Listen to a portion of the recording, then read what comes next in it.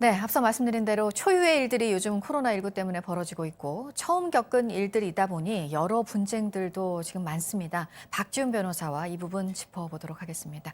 어서 오세요. 안녕하십니까? 네, 그 확진자가 처음 우리나라에서도 나오고 나서 지금 소비자 센터에 그 상담을 하는 사례가 한 15,000건 정도, 평소보다 한 8배가 많다고 하는데, 그러니까 해외여행 취소하는 경우, 뭐 요즘에는 결혼식도 이제 결혼식. 취소까지도 하시는 것 같아요. 결혼식이나 돌잔치 뭐 이런 일들이겠죠. 급증하고 있습니다. 네. 뭐 할 수 없는 상황이기도 하기 때문에 또 두렵기도 하죠. 그렇지만 또 업체 입장에서는 이렇게 무더기로 취소가 되면 손해가 뭐 어쩔 수 없는 상황이 되거든요. 그러다 보니까 예전에 정해진 기준에 따라서 환불을 해야 되겠다.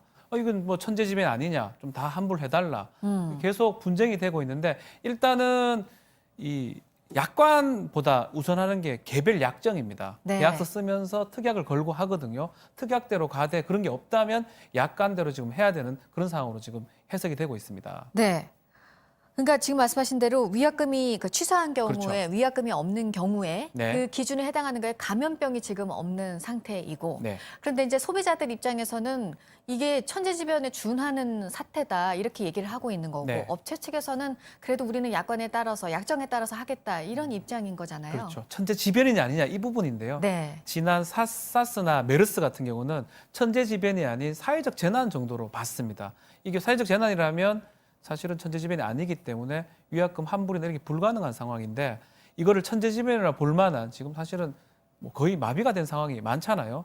좀 행사를 진행하기에 또 항공사 이용하기에 사실 어려운 상황이기 때문에 천재지변을 본다 그러면 위약금을 사실 돌려줘야 되는 상황이 위약금을 내지 않아야 되는 상황이 되기 때문에 업체하고 소비자하고 의견이 많이 지금 되는데 사실은 이건 재판에 가봐야 아는 상황인데 지금까지는 일단은 개별 약정에 따라서 진행이 네. 되고 있습니다. 근데 또 이게 또 민감한 부분이에요. 뭐 소비자 입장만을 네. 또 얘기할 수밖에 또 그렇죠. 없는 게 또 업체 측의 지금 타격도 이번 코로나 때문에 워낙 커서 네. 그래서 이제 소비자들은 이런 거예요. 위약금을 다 물지 않겠다는 건 아니다. 다만 이게 상황이 상황인지라 조금 이 위약금을 줄여주는 방향으로 좀 조정을 하면 안 되겠느냐. 네. 또 이런 주장도 하고 있는 거거든요. 그렇죠.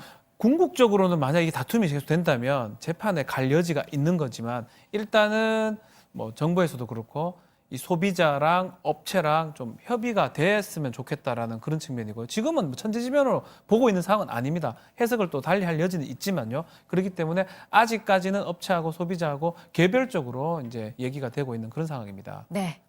그리고 또 하나 지금 초유의 사태가 지금 아이들이 학교도 못 가고 네. 유치원도 못 가고 지금 3주 동안 못 가게 되는 거잖아요.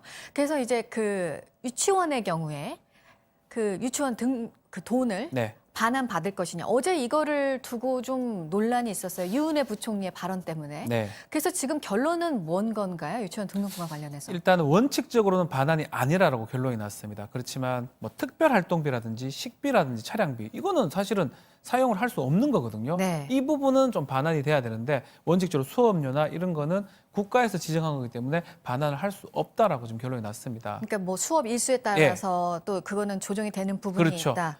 네, 이런 입장인 거고 유치원의 수업료 반환 문제는 그렇고 지금 대학에서는 또 등록금 네. 문제가. 근데 이거는 또 월 단위로 돼야 되는 건데 지금 3주라서 그렇죠. 좀 어렵다는 그런 문제인 거죠. 학교, 대학 같은 경우는 온라인 얘기도 하고 있고 지금 휴업 좀 하고 있는 상황인데 월이나 학기 단위로 이렇게 대학금 등록금 규칙이 돼 있습니다. 네. 월이 아닌 2주, 3주 때는 환불이 불가능하고 또 환불을 한다고 하더라도 이게 강제 조항이 아니고 임의 조항, 재량 조항입니다. 환불을 할 수 있다 돼 있거든요. 그렇기 때문에 여러 가지 상황을 봤을 때는 환불을 할 가능성은 좀 적어 보이는 상황입니다. 대학교 등록금 같은 경우는요. 뭐 온라인 교육으로 하겠다 뭐 이렇게 네. 대학별로 얘기는 하고 있지만 사실 그렇게 강의를 할 수 없는 또 분야들이 있잖아요. 실기 학과들이. 같은 네. 거요. 실기가 필요한 거, 또 그리고 반드시 대면을 해서 해야 되는 그런 수업들이 있습니다.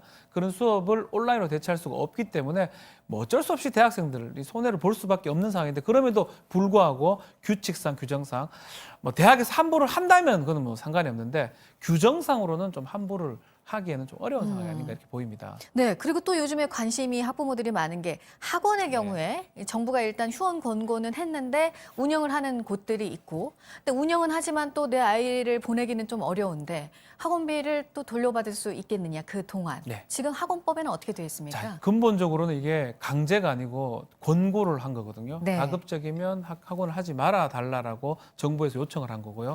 그렇기 때문에 학원법에 따르면 사실은 임의적인 선택으로 봐야 됩니다. 그래서 원칙적으로 학원법에 따라서 일정 일수가 되면 돌려줄 수가 있는데 일정 일수가 아니면 돌려주지 않아도 되거든요. 그래서 지금 다 다른 것 같아요. 학원에 따라서 돌려주는 경우도 있고 또 돌려주지 않는 경우도 있고 결국 지금 학원에 따라서 재량으로 지금 판단하고 있는 것으로 보입니다. 네, 계속 말씀드리지만 이게 뭐 처음 겪는 사태여서 여러 가지 뭐 기준도 그렇고 기준이 아직 없다고 네, 봐야 되는 게 맞겠죠. 혼란이 계속 좀 어느 정도 이어지지 않을까 네. 싶습니다. 박지훈 변호사였습니다. 잘 들었습니다. 감사합니다.